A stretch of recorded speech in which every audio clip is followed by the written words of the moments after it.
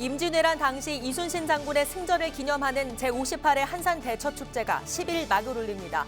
막바지 준비가 한창인 축제 현장을 둘러봤습니다.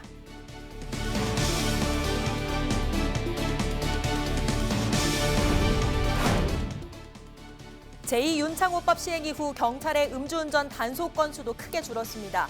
늦은 밤 음주 단속 현장을 취재했습니다.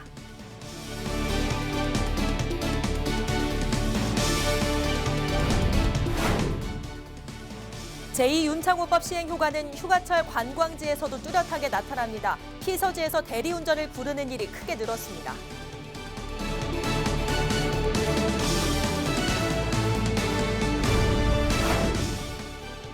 일본의 수출 규제와 관련해 창원시도 대응 본부를 설치하고 운영에 들어갔습니다.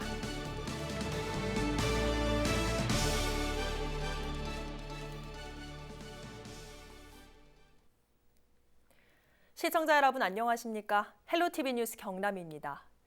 충무공 이순신 장군의 임진왜란 당시 승전을 기념하는 한산대첩축제가 10일 통영에서 막을 올립니다.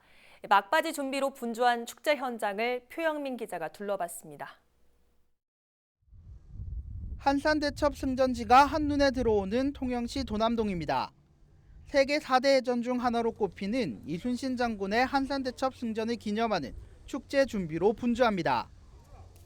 바다 위에는 임진왜란 당시 수군의 주력 전투선인 거북선과 판옥선이 웅장한 모습을 드러냈고, 하늘 위에는 하늘의 발레리노로 불리는 블랙이글스가 아름다운 비행으로 한산도 창공을 가르며 에어쇼 연습에 한창입니다.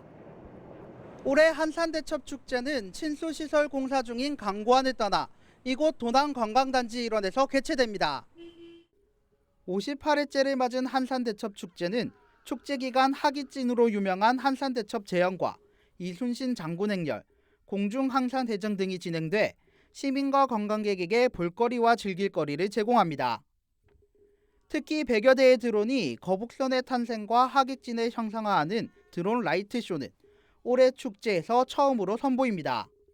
공중 한산해전이라는 킬러 컨텐츠를 더욱더 저희가 스케일을 키워서 퍼포먼스를 관객들에게 많이 보여주려고 노력하고 있습니다.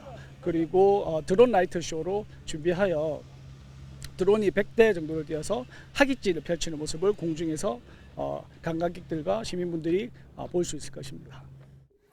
이 밖에도 물놀이와 레크레이션을 결합한 이순신 워터파크를 개장해 이순신의 바다에서 한여름 무더위를 날릴 수 있습니다. 충무공 이순신 장군의 숨결을 느낄 수 있는 통영 한산대첩 축제는 10일부터 14일까지 닷새간 역사와 문화를 접목한 색다른 볼거리를 선보일 예정입니다. 헬로티비 뉴스 표영민입니다.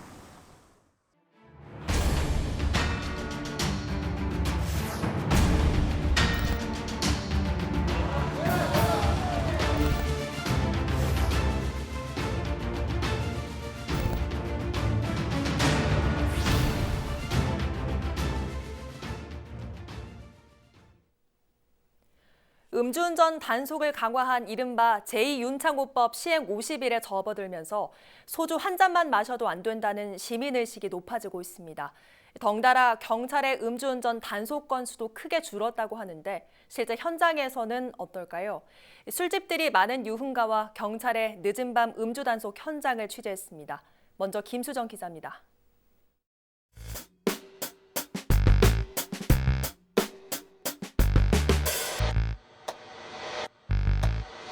음주운전 처벌 기준을 강화한 제2윤창호법이 시행된 지 약 50일째입니다.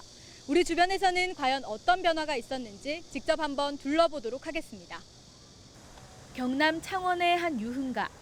여전히 시민들로 북적거리지만 속을 들여다보면 분위기는 예전과 다릅니다. 회식은 대부분 안 하거나 간단하게 1차로 끝내고 과한 음주도 줄었습니다. 술을 더 마시는 대신 카페와 당구장 등을 찾는 사람이 늘고 대리운전 이용은 이제 당연한 일, 차를 아예 두고 술자리에 갑니다.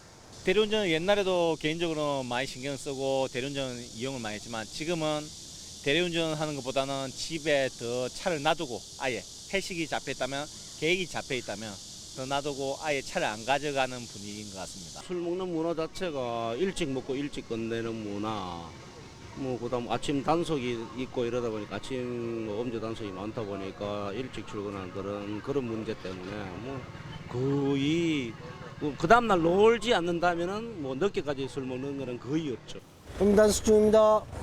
감사합니다. 감사합니다. 시민의식 변화는 고스란히 이곳 음주 단속 현장에서도 체감할 수 있습니다. 제2윤창호법이 시행된 지난 6월 25일부터 한 달간 음주 단속 적발 건수는 전국적으로 하루 평균 296건. 지난 1월부터 5월에 일평균 334건과 비교하면 11.4%나 줄었습니다. 특히 음주교통사고도 30%나 감소한 것으로 나타났습니다. 음주운전 수치와 처벌이 강화되면서 운전자가 많이 줄어든 건 사실입니다. 그러나 저희 경찰은 지속적으로 단속을 실시하고 있는데 아침 출근 시간대 특히 숙취 운전자가 많이 적발되고 있습니다. 꾸준히 적발되고 있기 때문에 지속적인 단속을 계속할 것이고 달라진 음주 문화와 함께 시민의식 개선까지 이끌고 있는 제2윤창호법. 시행 약 50일을 맞은 지금 음주운전 감소 효과가 뚜렷하게 나타나고 있습니다. 헬로티비 뉴스 김수정입니다. 네, 이렇듯 달라진 음주 문화는 휴가철 관광지에서도 뚜렷하게 나타나고 있습니다. 피서지에서 대리운전을 부르는 일이 크게 늘었다고 하는데요. 노지영 기자가 현장을 직접 취재했습니다. 제가 서 있는 이곳은 강원도 강릉의 대표 관광지인 경포해변입니다. 제 뒤로 보이는 백사장 바로 맞은편에는 이 횟집과 술집들이 모여있는 음식점 밀집지구입니다.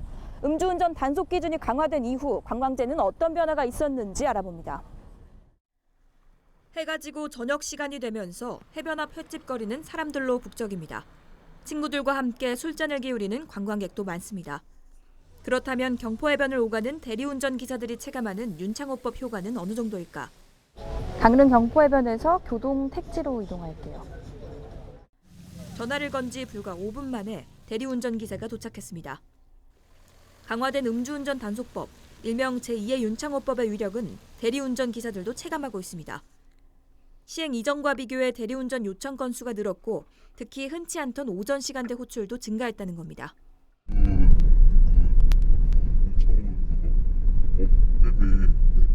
해달라고 아침에 좀 더 배로 줄 테니까.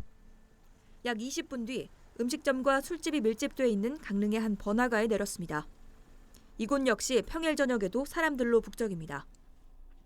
시간이 자정에 다다르자 대리운전을 기다리는 사람들과 손님을 찾는 대리운전 기사들이 곳곳에서 목격됩니다. 경찰은 강화된 음주운전 단속법이 관광지에서도 효과를 낸 것으로 보고 있습니다. 평년 대비해서는 음주 단속 횟수는 증가했으나 음주 단속에 적발되는 건수는 감소하였습니다. 이는 음주운전에 대한 처벌 강화와 음주운전에 대한 사회적인 인식 개선으로 제2의 윤창호법이 시행되고 약 50일 동안 강릉에서 음주운전 단속으로 79건이 적발되는 등 강원도 동해안 관광지의 음주 단속 적발 건수는 150여 건으로 집계됐습니다. 지난해 같은 기간과 비교하면 20% 가까이 줄어들었습니다. 특히 지난해 여름철에는 동해안 관광지에서 음주운전 사고로 3명이 숨지는 등 대형 사고가 발생했지만 올해는 단속 기준이 강화된 이후 현재까지 음주 사고 사망자는 한 건도 없었습니다.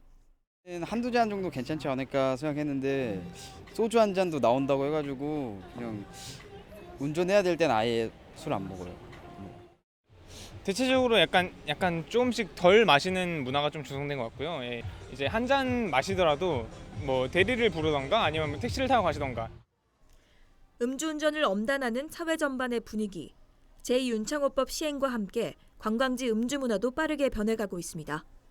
헬로티비 뉴스 노지영입니다. 보신 것처럼 대리운전 요청 건수는 오전에도 눈에 띄게 늘었는데요. 실제 경찰은 낮과 밤을 가리지 않고 음주 단속을 강화하고 있습니다. 설마 낮에도 단속할까 생각으로 운전대를 잡는 분들이 있다면 다시 생각해 보시기 바랍니다. 전병주 기자입니다.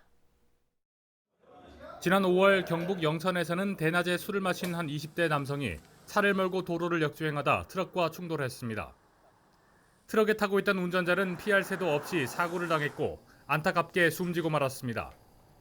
낮 시간대 음주 사고를 막기 위해 경찰은 제2의 윤창호법 시행 직후 낮 시간대 음주 단속에 고삐를 더 당겼습니다. 휴가철 낮술이 늘 것을 우려해 단속 장소도 휴가지 인근까지 확대했습니다. 휴가철을 맞이하여 유원지 등에서 술을 마시고 음주운전을 하여 단속되는 사람들이 많이 있습니다. 그래서 안동경찰서에서는 유원지로 가는 길목에 불시에 음주 단속을 하고 있습니다.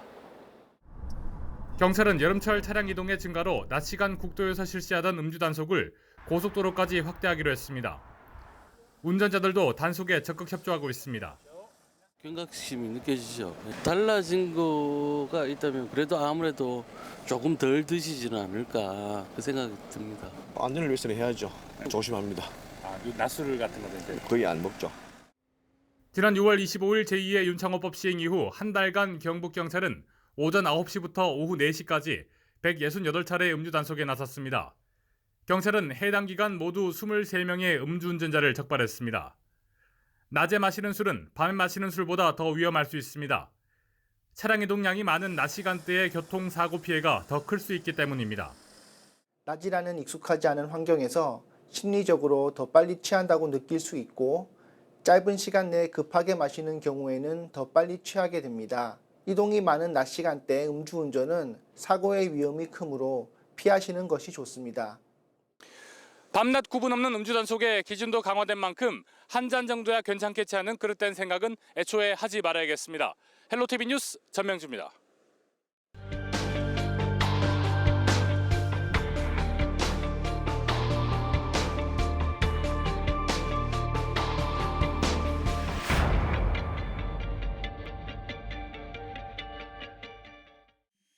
거제의 한 조용한 어촌 마을입니다. 이곳에서 끔찍한 살해 사건이 벌어진 건 지난 6일이었습니다. 이 마을로 이사온 50살 A씨가 집을 지으면서 인근 주민들과 갈등이 시작됐습니다. 공사 차량이 A씨 집에 드나들면서 마을에 소음과 진동이 끊이지 않은 겁니다. 이 과정에서 74살 B씨 집에 담벼락이 무너지기도 했습니다.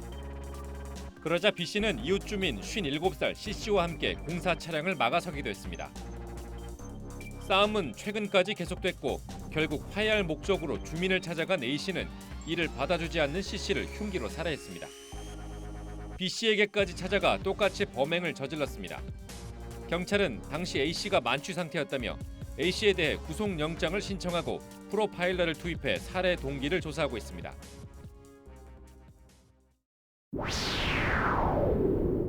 호환한 대낮에 어디론가 뛰어가는 남성들. 한 남성 손에는 다치지도 않은 지갑이 들려 있습니다. 누군가의 금품을 훔친 뒤 불이 나게 달아나는 겁니다.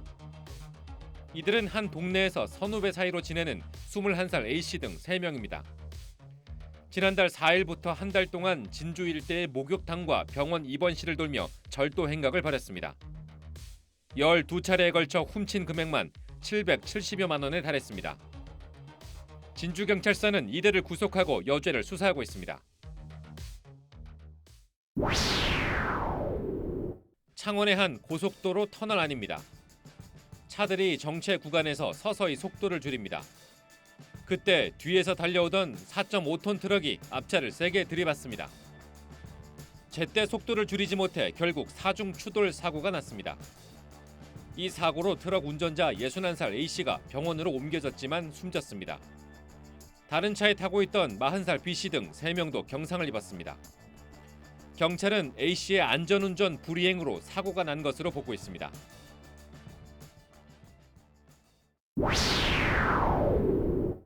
지난 1일 아파트 내부 공사 중 갑자기 벽돌이 무너졌습니다. 이 사고로 작업을 하던 60대 인부가 목숨을 잃었습니다. 아파트 피트 공간을 불법으로 확장하는 작업 중 변을 당한 겁니다. 피트 공간은 화재 시 유독가스의 통로나 건물 유지 보수 시 사용되는 곳입니다. 해당 아파트는 지난달 창원시가 진행한 현장 조사에서 14세대가 불법 개조로 적발돼 원상복구 명령을 받기도 했습니다. 창원시는 불법 확장 공사를 시행한 6개 인테리어 업체도 고발했습니다.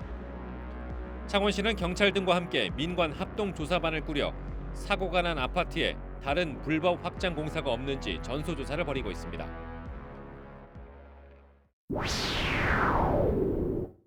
트럭 한 대가 옆으로 쓰러져 있습니다.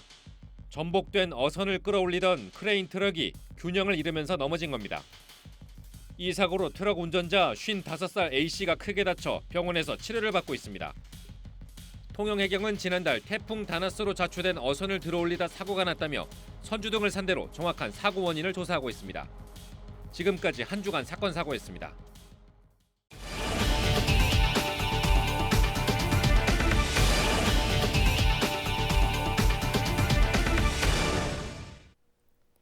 일본의 수출 규제와 관련해 창원시도 대응본부를 설치하고 운영에 들어갔습니다.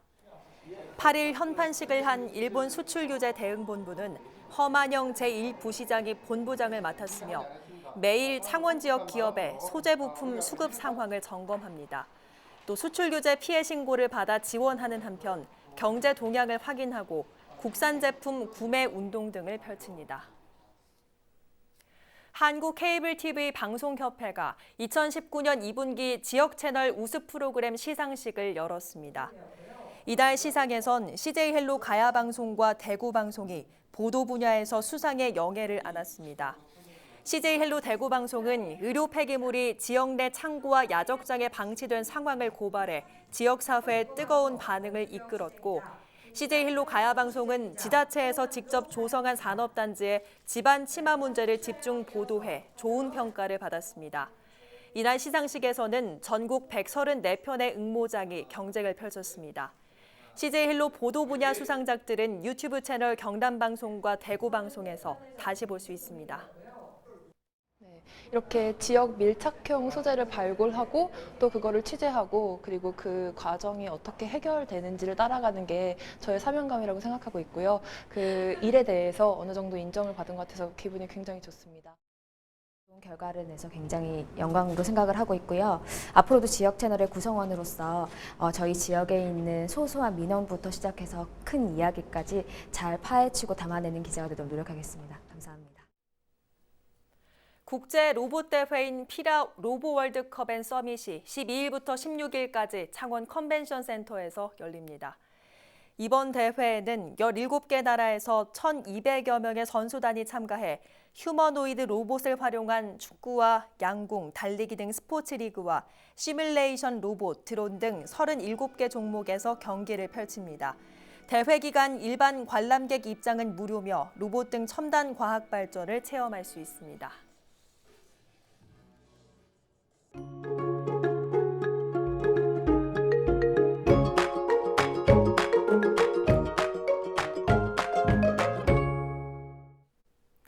이어서 날씨입니다. 경남 모든 시군에 폭염특보가 내려져 있습니다. 금요일 낮 동안 소나기가 오는 곳도 있었지만 더위의 기세는 더 강해졌는데요. 함안과 밀양 등은 36도까지 오르며 그야말로 가마솥 더위가 이어졌습니다.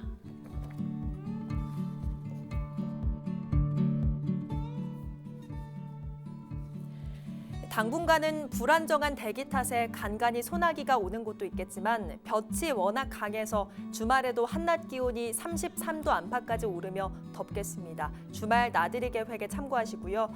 제9호 태풍 렉기마가 한반도에 영향을 줄지는 주말쯤에 판가름 나겠습니다.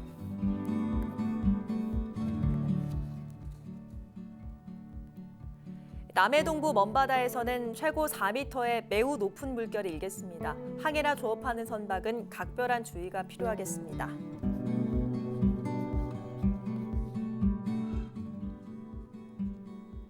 푹푹 찌는 무더위에 불쾌지수도 높은데요. 통풍이 잘 되는 옷차림을 하고 충분한 물을 자주 조금씩 섭취해주는 게 불쾌지수를 낮추는 데 도움이 됩니다.